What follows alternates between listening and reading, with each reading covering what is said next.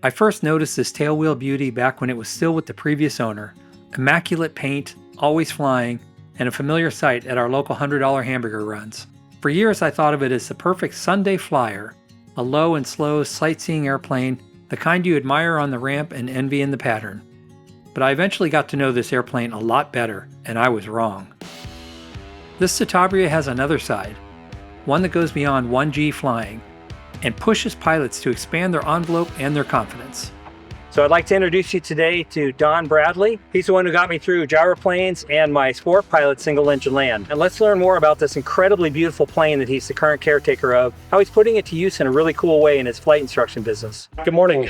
My name's Don Bradley. I'm with Foothill Flight Center here in Cameron Park, one of the flight instructors here. I'm standing in front of our Citabria. I started flying in 2003 at the 100th anniversary of aviation. I've flown everything from ultralights to high performance singles and beyond, and have been a flight instructor since 2008.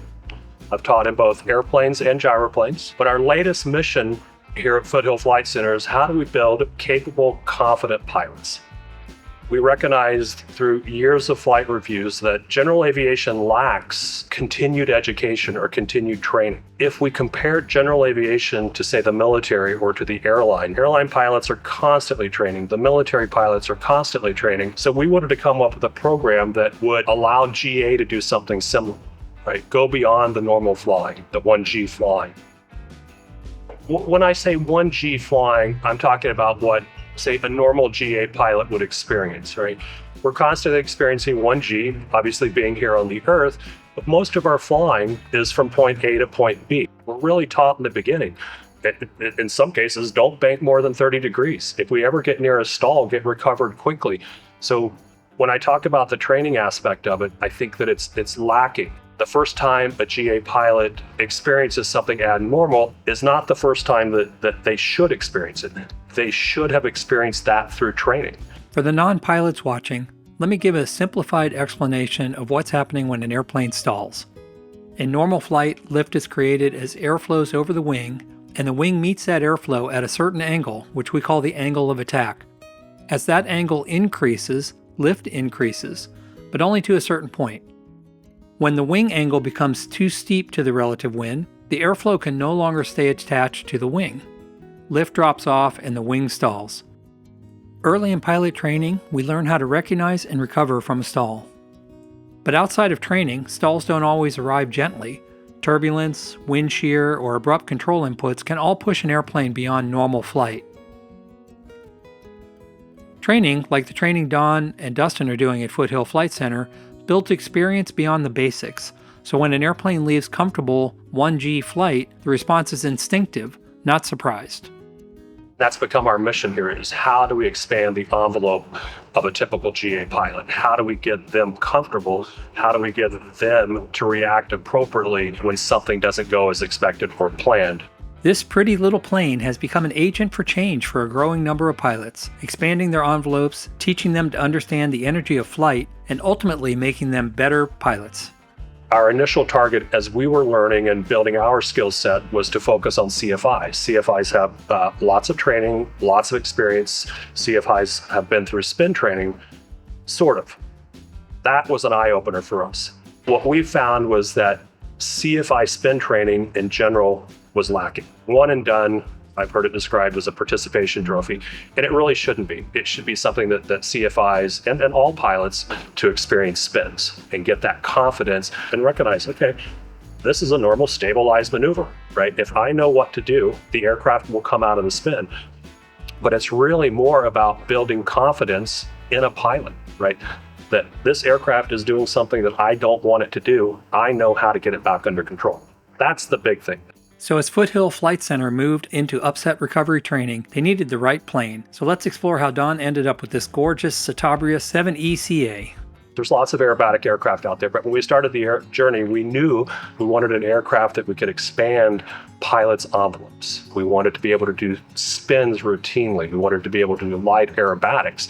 But really, the goal was to get involved in UPRT, upset prevention recovery training. We met some phenomenal people, Mike Clark up at Specialized Aero Works in Oregon, and Pete Redden at Vapor Global Aviation out in Tennessee that have really mentored us and helped us along. And Pete uses a 7 ECA in his operations. He's been doing this type of training for many years. And we were initially, based on my experience of flying with Mike up at Specialized Aeroworks, looking for potentially a 8K cab. The 8K cab is the Decathlon Citabria type model that has the semi-symmetrical wing and then additionally has the inverted fuel and oil systems. But we weren't sure we wanted to make that big investment just yet. We wanted to see how this played out, how the market went. And then, like I said, talking with Pete, he really was recommending of a 7 ECA, that it could do everything that we were wanting to do, light aerobatics, spin training, UPRT. I went on to trade a plane, and there was a 7 ECA at Dan J, a broker up in Chico. I called Dan on a Monday morning. He had sent me all the material on the aircraft, logbooks, costs, those type of things, the history of the aircraft. He said that this was one of the nicest aircraft he had ever seen. I jumped in an airplane on Monday, went up and saw the airplane, reviewed the logbooks, and we had the airplane purchased and back in Cameron Park by the end of the week. It was that simple. That's awesome. I knew the second I saw the airplane, this was going to be the airplane that we wanted. And it's really worked out. We've had it here now for 6 to 8 months. We've trained 30 to 40 students in it. If I had to count up the number of spins we've done, I'd put it north of 300 or Wow. greater in the last few months. This particular aircraft is a 1973 Citabria. It's a 7 ECA. It's equipped with the Lycoming 0235 engine, 115 horsepower. So it's not a super powerful airplane. It's stressed in the limited to 5 Gs positive, 2 Gs negative. So there's lots of maneuvers that the POH allows us to do. The common maneuvers that we do are spins, loops, and rolls, half Cubans. Gross weight on the aircraft is 1,650 pounds. Useful load is just slightly less than 500 pounds. We do wear parachutes when we're flying the aircraft. It is required by the regulations. And yeah, this aircraft, like I said, was a 73, but was restored somewhere between 2004 and slightly later. There's a G5 that's inside the panel. There's AOA indicator. None of that was available in 1973. The radios have been upgraded, and the interior's obviously been upgraded. But the paint job, this is how it would have come from the factory. I'm imagining this is the factory blue. The wing spars have been replaced, but they are still wood. So it is as stock as it can be. This plane enabled a new type of instruction for Don and Foothill Flight Center, upset recovery training. So what has been the response? Students, it's amazing. It's a transformation.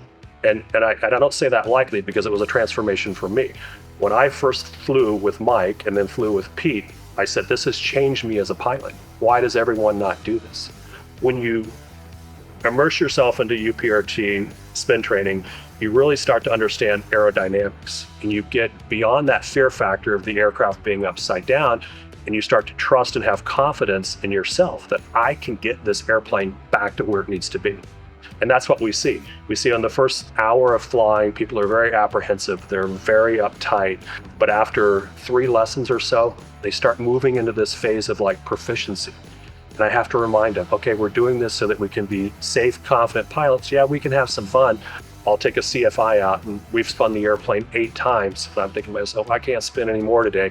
The CFI says, hey, do you mind if we just do one more spin, right? Or one more loop, or one more roll. Say if you were to interview some of the 30 or 40 people that we've trained, they would all give you that feedback that, hey, this is transformational in my flying. Made me more confident. Don't let the pretty face fool you. This airplane has a serious side. In Don's hands, it becomes a platform for giving general aviation pilots the skills they need to manage flying at the edges of the envelope. Not just the minimums, but the moments that the real world can throw at us. I can personally attest, this kind of training works.